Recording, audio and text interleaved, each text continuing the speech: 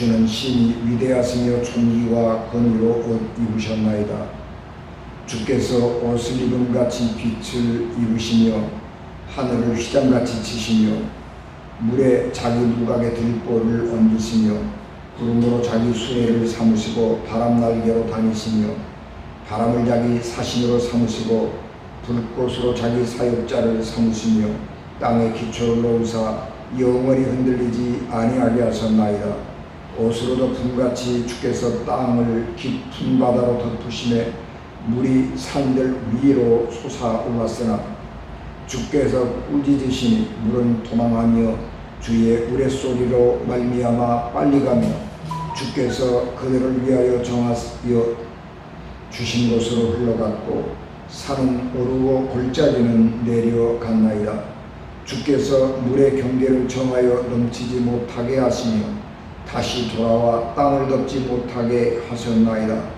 여호와께서 샘을 골짜기에서 솟아나게 하시고 산 사이에 흐르게 하사 각종 들짐승에게 마시게 하시니 들나귀들도 해갈하며 공중의 새들도 그 가에서 깃들이며 나뭇가지 사이에서 지저귀는도다. 아멘. 기도하겠습니다. 은혜가 충만하신 아버지 하나님, 은혜를 감사합니다. 시인이 하나님을 향하여 감사하고 찬양하며 만물 속에 깃들인 하나님의 솜씨와 사랑과 은총을 보았던 것처럼 오늘 우리들의 눈을 열어 기이한 주의 법을 보게 하시고 우리의 귀를 열어 들을 귀를 주시며 하나님의 음성을 듣게 하시고 주의 은혜를 우리 가슴에 누리게 하옵소서. 이 주간 중 하나님 말씀 전할 때에 성령을 충만하게 하옵소서. 우리 주님 예수 그리스도 이름으로 기도하옵나이다. 아멘. 오늘은 2022년도 상반기를 결산하고 하나님께 감사드리는 추수감사주일인 맥주감사주일입니다. 맥주감사주일은 유대인들에게는 반드시 지켜야 할 3대 절기 가운데 하나입니다. 뿐만 아니라 이 맥주절은 농사절기이지만 유대인들에게 이 맥주절은 여러 신앙의 절기들이 같이 겹쳐져서 농사절기, 물질적인 육체적인 그런 절기이기도 하지만 이것은 동시에 신앙적인 절기이기도 합니다. 그렇기 때문에 이 맥주절 이름은 맥주절이라고 하는 이름 하나뿐만이 아니고 다양하게 불려지게 됩니다. 그래서 이 맥주절은 칠칠절 또는 오순절 이렇게 부르기도 하죠. 왜냐 그러면 6월절, 초실절이라고 그래도 농사절기로 얘기하면 초실절, 처음 열매를 하나님께 드린 절기. 그래서 초실절 처음 열매를 하나님께 드리고 7번의 주간을 지난 49일이 지난 다음에 맞이하는 절기. 그래서 칠칠절 그렇게 얘기하기도 하고요. 유대인들은 이 시간에 이 절기에 모세가 시내산에 올라가서 율법을 받은 날이다. 그래서 율법절기로 지키기도 합니다. 우리는 신약시대에 예루살렘 성전에서 예수님이 부활승천하신 후에 마가의 다락방에 모여서 기도하던 사람들에게 성령이 충만하게 내렸기 때문에 이 절기를 오순절 그렇게 부르기도 합니다. 그래서 이 절기는 단순히 맥주감사주일 우리가 그렇게 얘기를 하지만은 또 한편으로는 굉장히 다양한 의미를 가지고 있는 소중한 절기이기도 합니다.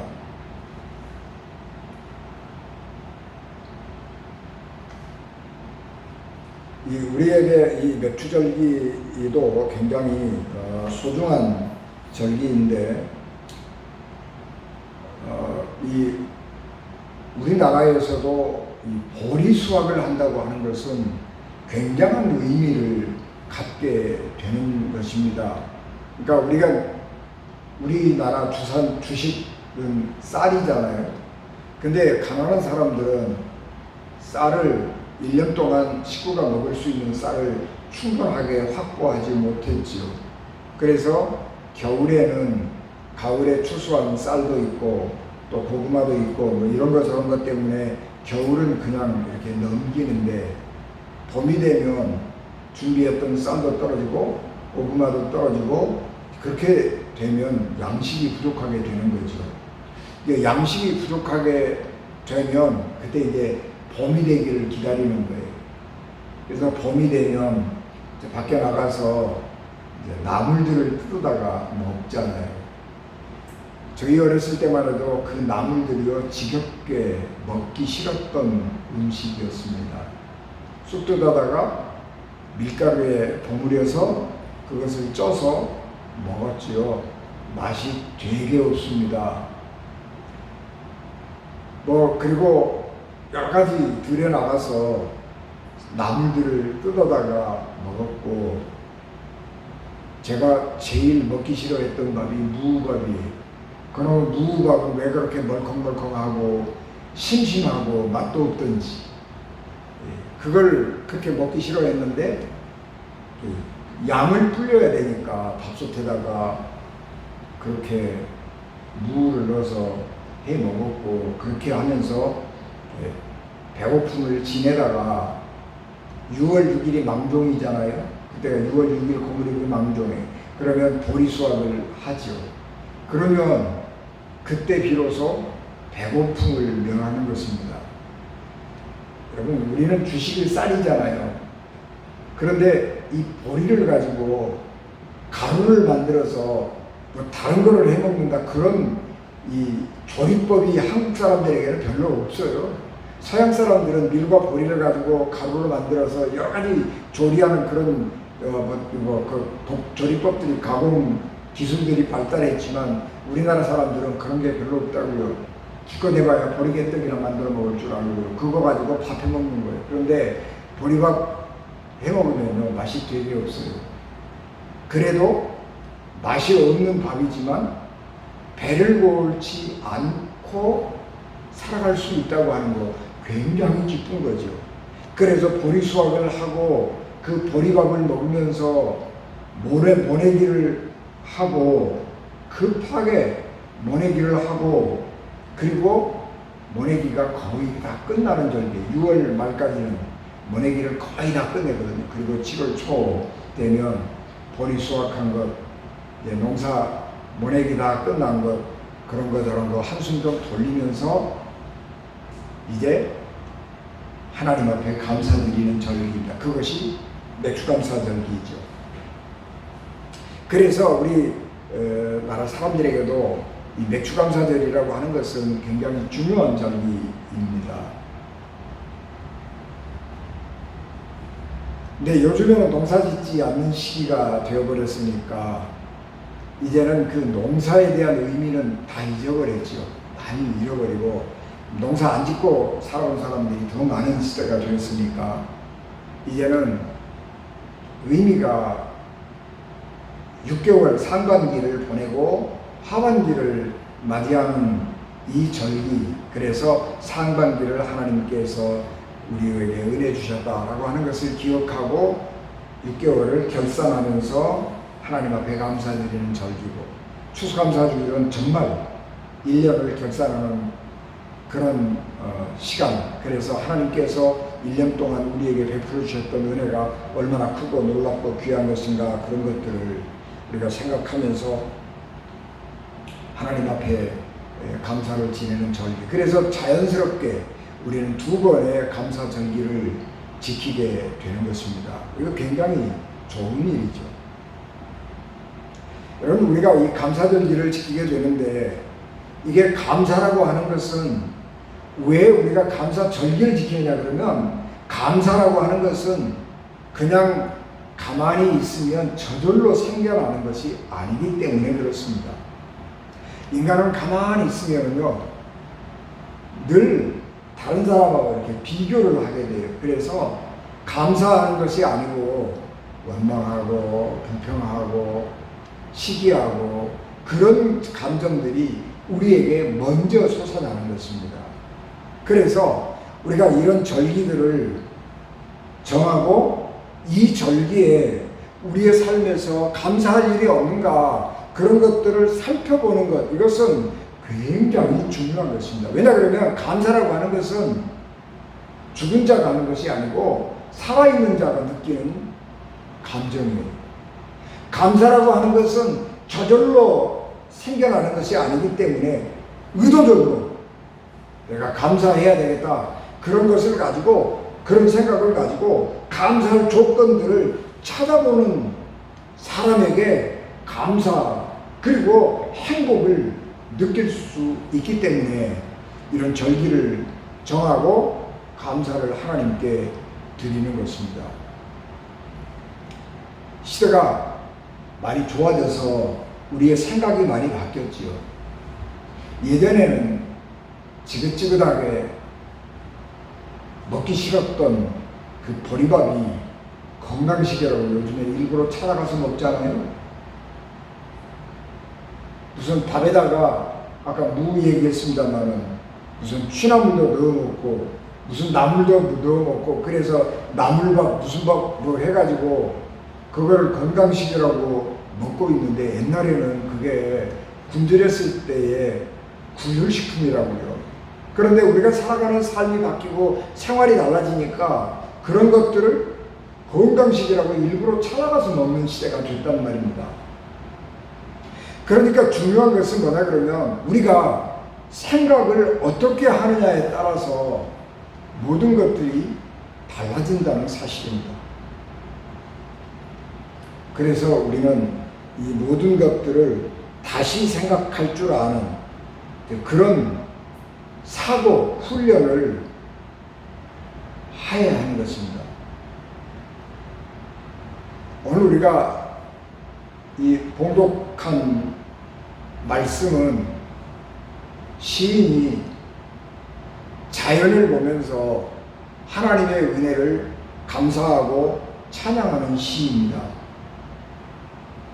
그런데 이 시인은 자연을 바라볼 때에 창세기 1장 하나님이 천지를 창조하셨습니다 라고 하는 믿음을 가지고 이 우주 삼라만상을 바라보는 것입니다.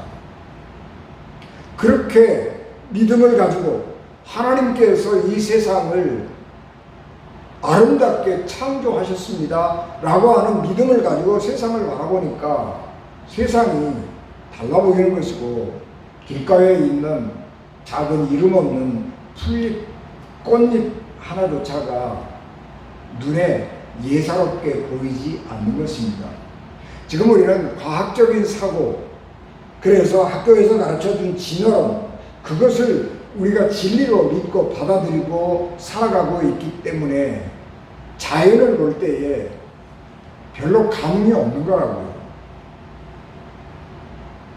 원래 이렇게 우주가 뭐 어떻게 하다가 뭐 생겨났는데, 그리고 지구라고 하는 것이 우연히 이렇게 생겨났는데 어떻게 하다가 뭐 이상하게 뭐 해갖고 뭐 저 물속에서 무슨 뭐 조그마한 거 하나가 단백질 형성이 돼가지고, 그런데 그게 어찌 해가지고 이렇게 해갖고 사람이 되고 원숭이가 되고 뭐 개구리가 되고 뭐 이렇게 했다고 생각을 하니까 굉장히 좋은 생각 같잖아요.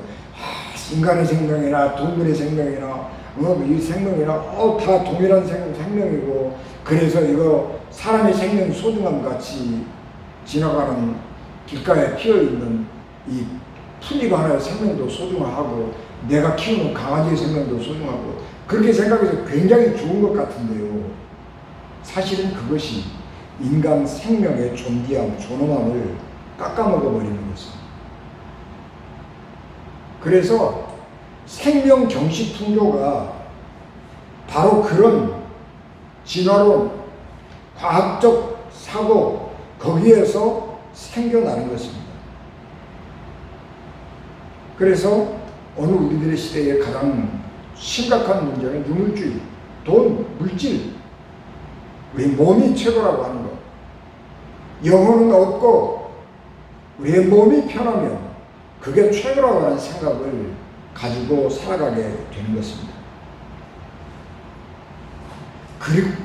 그리고 그런 눈으로 세상을 보면 아무런 감동이 없어요. 그러나 하나님께서 이 세상을 창조하셨습니다.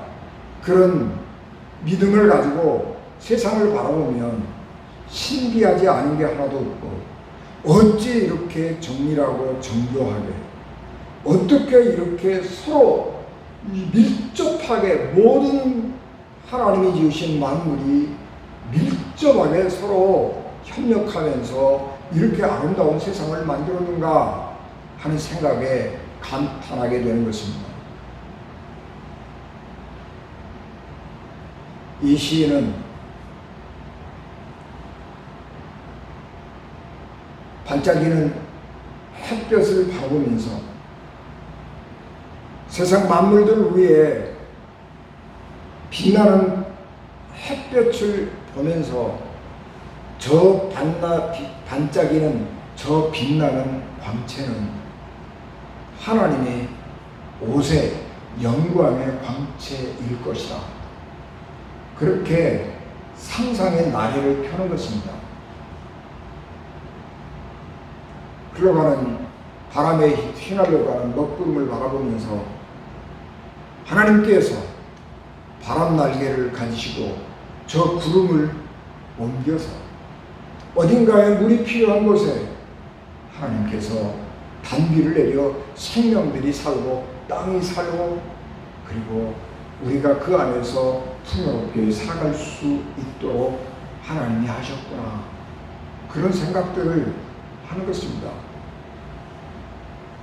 드넓게 펼쳐있는 바다를 바라보면서 아니 어떻게 저 많은 물이, 어떻게 모래사장을 넘지 못하고 백사장을 넘어오지 못하고 저 모래에 갇혀서 그 안에 머물러 있을까, 그 생각을 하면 정말 신기하고 놀라운 것입니다. 여러분, 자연이라고 하는 것은 무섭잖아요. 폭풍우가 몰아치고 태풍이 불면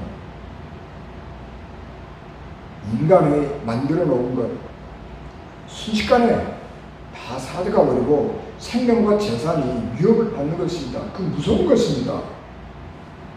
그래서 옛날 사람들은 자연이 무서웠기 때문에 자연은 두려운 것, 무서운 것, 그래서 숭배의 대상이고 자연 앞에 제사를 지내면서 제발 우리의 생명과 재산을 지켜달라고 빌었던 것입니다. 그런데 하나님은 이 세상을 창조하실 때에 이 모든 것들을 우리의 삶을 복되게 하기 위해서 하나님이 만드신 것이라고 하는 생각을 가지고 세상 만물을 바라보면 그렇게 평안하고 아름답고 좋을 수가 없는 것입니다.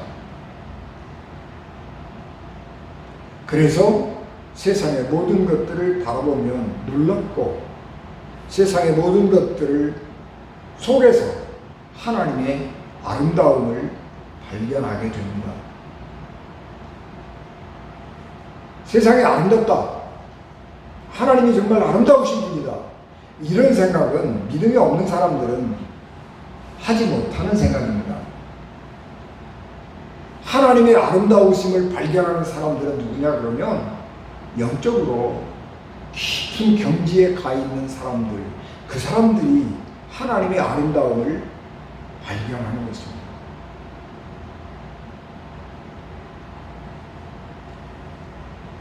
우리가 산에 올라가 보면 다르죠. 예수 믿는 사람들은 걸어가면서 참 아름다워라 주님의 세계는, 그리고 찬송을 하면서 걸어갑니다. 근데 신앙이 없는 사람들은 산에 가서 기껏 한다는 야호 그러고 내려오는 거예요. 왜냐 그러면 자연을 볼 때에 받아들이는 감흥이 다르기 때문에 그런 거예요. 우리 기독교 역사에서 영성의 대가들, 하나님을 경험한 사람들, 하나님의 성령의 은혜를 받은 사람들, 우리가 성령의 거룩한 빛, 뭐 그렇게 표현이 되고 이제 그러는 것인데, 성령의 거룩한 빛이 뭐냐 그러면 우리가 은혜를 받을 때 기도하다가 거룩한 밝은 불빛이 우리 가슴 속으로 확 들어오는 체험들을 하고 그런 경험들을 하면서 이 불빛이 뭐야? 아, 이게 거룩한 성령의 빛이구나. 그렇게 해서 그 하나님 체험, 하나님의 그 거룩한 빛을 경험했던 그 기억을 하면서 하나님의 거룩한 성령의 빛 그랬단 말이에요. 그 성령의 경험을 한 사람, 성령 체험을 한 사람들은 자연을 보면서 하나님의 아름다우심을 발견하는 것입니다. 믿음을 가지고 하나님을 찬양하는 사람들은 자연을 보면서 그 하나님의 아름다움, 하나님의 오묘한 솜씨, 그런 것들을 발견하게 되는 것입니다. 사람은 생각을 무엇으로 시작하느냐 하는 데 따라서 그렇게 생각이 달라지고 삶이 달라지고 인생이 달라지는 것입니다. 생각을 불평, 원망 이런 것을 가지고 생각하기 시작을 하면 세상은 온통 불공평하고 불공정해서 혁명으로 뒤집어 엎어버려야 할 세상이 되는 것이고, 온갖 우리 주변에는 시기와 질투할 수밖에 없는 사람들이 너무 많이 있는 거예요. 그래서 우리 마음속에는 시기와 질투가 솟아나는 것입니다. 나는 얼마나 많은 노력을 했는데, 내가 얼마나 탁월한 능력을 가진 사람인데, 기껏 나는 이 정도밖에 못 사는데, 내가 곁에서 보니까 별것도 아닌 게, 나하고 학교 다닐 때 공부했는데 저거 공부도 치지도 못했던 거가, 아니 세상에 나와서 잘 나가고 돈도 많이 벌고 대접받고 사는 거, 어떻게 세상이 그렇게 불공평해?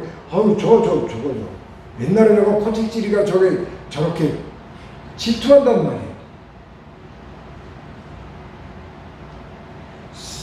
생각의 시작을 그렇게 불평과 불만을 가지고 보면 세상이 온통 그렇게 불만족스럽고 불공평한 것뿐인 것입니다. 그래서 마음속에 감사를 잃어버리고 불행하게 살아가는 것입니다. 그런데 생각의 시작을 감사로, 생각의 시작을 믿음으로 하기 시작하면 세상의 모든 것들이 달라지는 것입니다. 시인이 아까 우리가 본문에서 봉독할 때에 고백했던 것처럼 하나님께서 천지를 창조하셨습니다. 그런 생각을 가지고, 그런 존재를 가지고 세상을 바라보니까 세상이 아름답고 달라지는 것입니다. 내가 감사하고 살아야지, 그리고 작정을 하고 세상을 바라보고 사람들을 바라보고 나를 바라보니까 감사하는 것 투성이에요.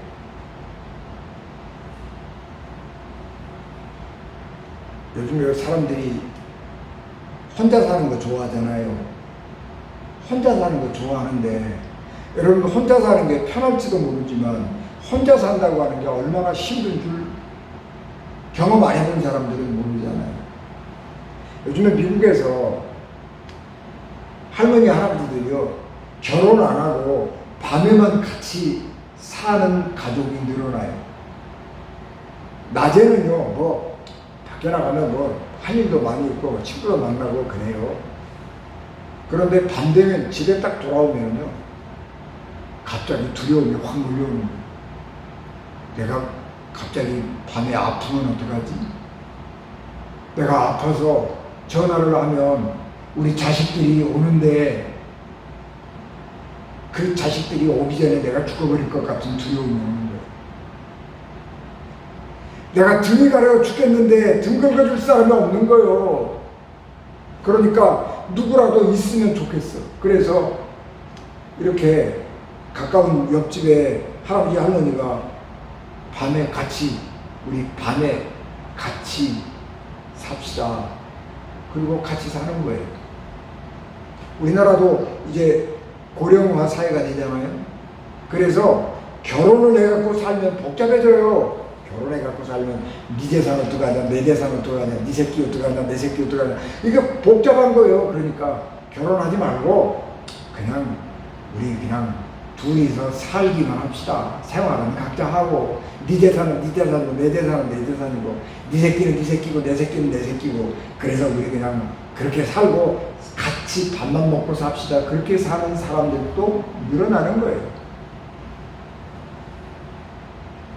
어떻게 생각하느냐에 따라서 삶이 달라지는 것입니다. 우리가 믿음과 감사의 마음을 가지고 세상을 바라보면 세상에는 감사할 일뿐이고 뿐만 아니라 우리의 삶이 너무 풍요롭고 좋아지는 것입니다. 그러므로 우리가 무엇을 얼마나 가졌느냐 못 가졌느냐 우리의 삶이 얼마나 높으냐 낮으냐 그런 문제가 아니고 내가 삶을 복되게 살려고 하면 우리의 생각을 믿음으로 시작하고 감사로 우리의 생각을 시작할 수 있어야 하는 것입니다. 하나님께 감사를 드린다고 하는 것은 인간에게 매우 소중한 일입니다. 우리는 보통 하루하루의 삶을 최선을 다해서 삽니다. 그렇게 살다 보면 하루하루의 삶에 몰두해가지고 전체를 되돌아보고 새로운 미래를 전망하는 시간을 잃어버리게 됩니다. 그렇게 되면 날마다 다람쥐 쳇바퀴 돌듯이 아침에 일어나서 밥해서 먹고 저녁에 해 떨어지면 또 자고 그렇게 괜히 이 다람쥐 쳇바퀴 돌듯이 살다가 피곤에 지친 일상의 삶을 살아가는 삶이 되고 맙니다. 그래서 현대인들을 소시민이라고 해요. 소시민이 뭐냐 그러면 나 그리고 우리 가족 그냥 배부르게 부족함 없이 행복하게 평안하게 살 수 있으면 다른 모든 일에 관심 안 두고 사는 사람들 그 사람들을 소시민이라고 해요. 그래서 그냥 내가 열심히 일해서 우리 가족 건사하고 또 먹고 싶은 거 먹고 놀러 가고 싶을 때 놀러 가고 뭐 그런 정도 되면 정치를 누가 어떻게 하든지 말든지 신경도 안 쓰고 세상 옆집에 살든 어떻게 살든 신경 안 쓰고 그냥 나만 즐겁게 사는 거예요. 그런 것 보고 소시민이라고 그래요.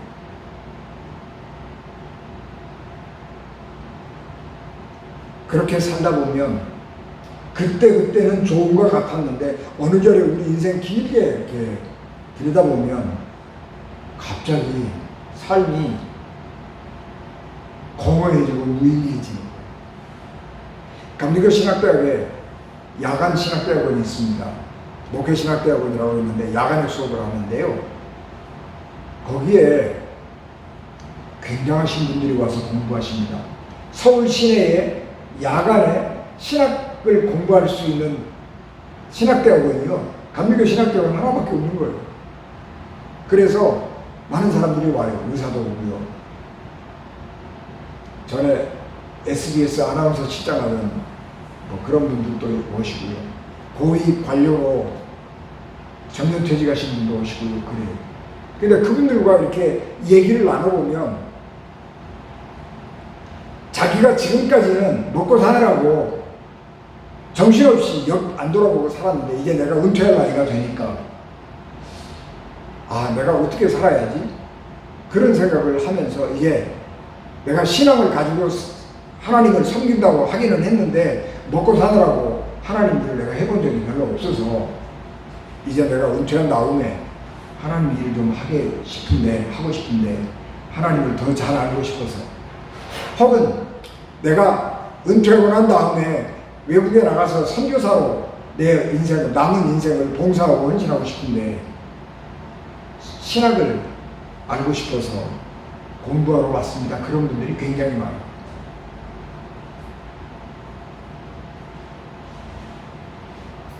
요즘에 우리는 영적인 삶이나 인간의 마음에 대한 생각보다는 돈이 더 소중하다 이런 생각을 하고 살아가는 사람들이 많이 있습니다. 그래서 종교에 관심이 없잖아요. 우리 영혼에 관심이 없잖아요. 그런데 영이 죽어버리니까 종교에 관심이 없으니까 사람들의 마음이 병들기 시작하는 것입니다. 제가 박사과정 공부하면서 우리 심리학을 가르쳤던 교수님이 강남에서 정신과를 개업하고 계시는 분이셨어요.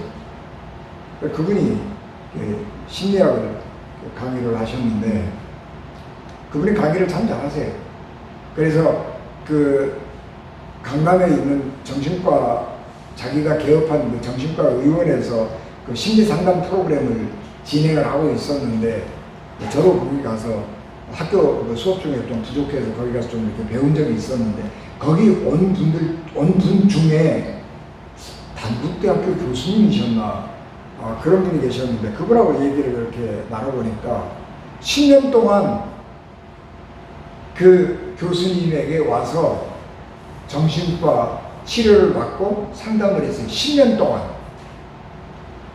그런데 지금도 앞으로도 계속해서 그 의사에게, 정신과 의사에게 심리 치료를 받아야 되는 거예요. 아니 10년 동안이나 받았는데 아직도 정신과에 와서 매일 그렇게 정기적으로 검진을 하냐 그랬더니 그래도 안 하는 것보다는 그걸 받고 약을 먹고 하니까 조금 도움이 됩니다. 완치는 안 되지만 도움이 됩니다. 그래서 제가 여기에 계속 진료를 받습니다. 그래요. 여러분 심리학이 우리를 치료해 줄 것 같아요? 아니요. 프로이드가 20세기는 종교의 시대가 아니고 심리학의 시대라 그렇게 얘기했습니다. 그래서 프로이드가 앞으로의 시대는 기독교는 없어지고 심리학의 시대가 과학의 시대가 될 것인데 그때 얘는 예수님이 아니라 내가 이 세상의 메시아다 그리고 자기가 종교를 하나 만들었어요. 그래가지고 했는데 심리학이 인간의 병든 영혼을 고칠 수 있나요? 아니요. 못 고쳐요.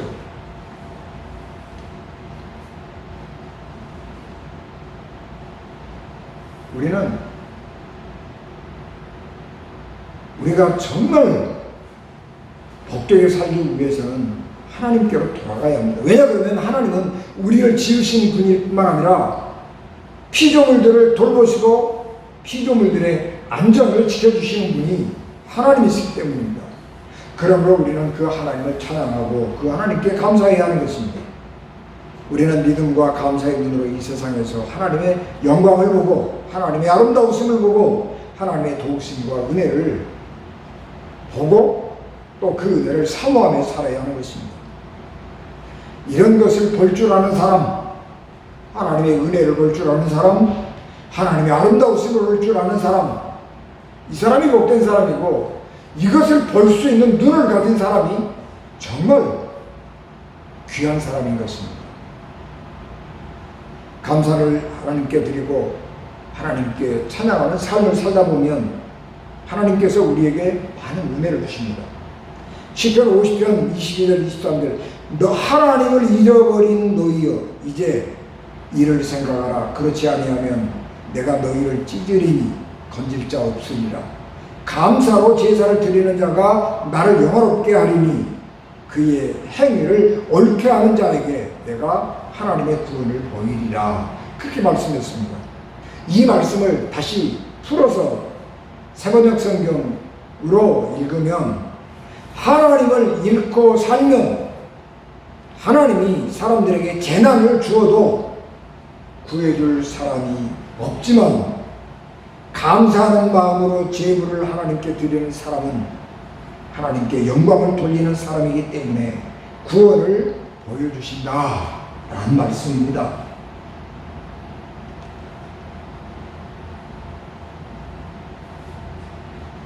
디모데전서 4장 4절 5절 말씀 하나님께서 지으신 모든 것이 선하며 감사함으로 받으면 버릴 것이 없나니 하나님의 말씀과 기도로 거룩하여지니라 말씀하셨습니다. 우리가 이 세상에 볼 때 불공평하고 마음에 안 드는 게 너무 많고 내 인생을 내가 돌아봐도 마음에 안 드는 게 너무 많지만 사도 바울이 디모데에게 말씀했던 것처럼 세상에 하나님이 지으신 모든 것은 선하고 아름다운 것이기 때문에 우리가 감사함으로 받으면 버릴 것이 없습니다. 그래서 우리의 삶이 하나님의 말씀과 기도를 통해서 걸어가야 되는 것입니다. 기도하는 사람, 하나님의 말씀을 사랑하는 사람의 삶이 거룩한 삶인 것입니다.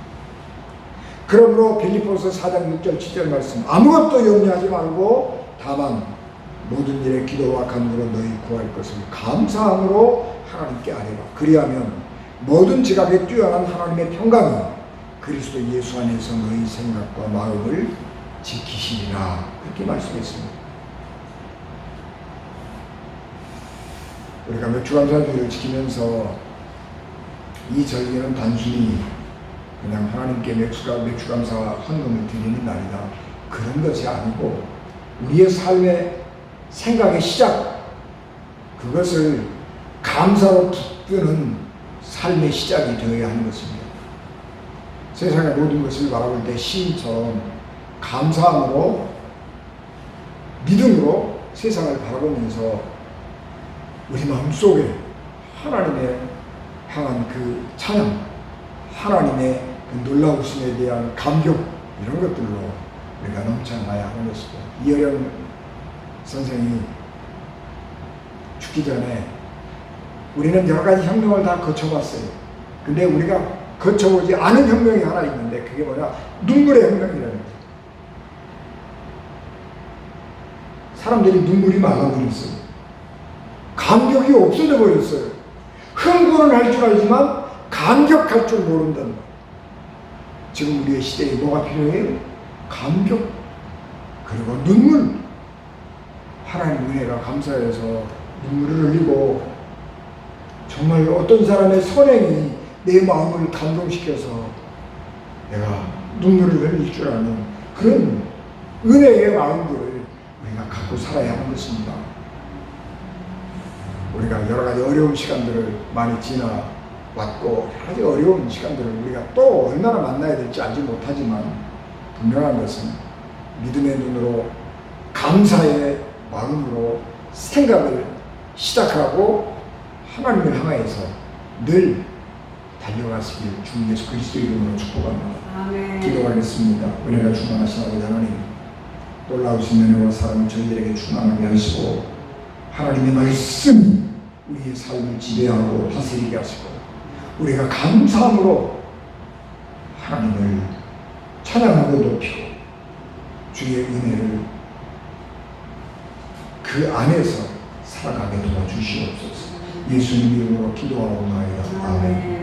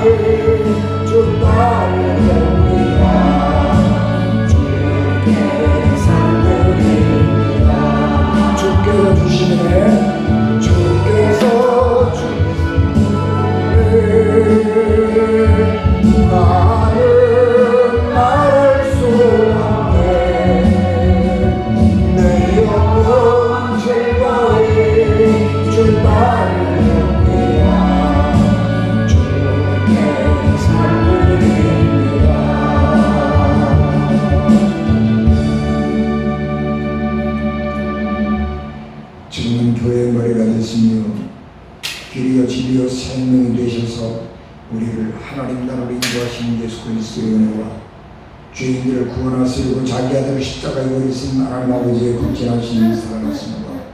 성령님의 감동, 가발 역사, 위로, 교통, 내게 주관하시니 피값으로 세우시는 의원진 교회와 예배를 마쳐 돌아가는 사랑하는 성도들 생명과 가정과 기업과 자녀들 위해, 그리고 코로나로 우리와 함께하지 못하는 집사님과 또 여러 상황으로 함께하여 오늘 이 시간 함께 예배드리지 못한 우리 의원진 가족들 위에도 늘 같은 은혜로 충만하게 채워주시기를 간절히 축원하옵나이다. 아멘.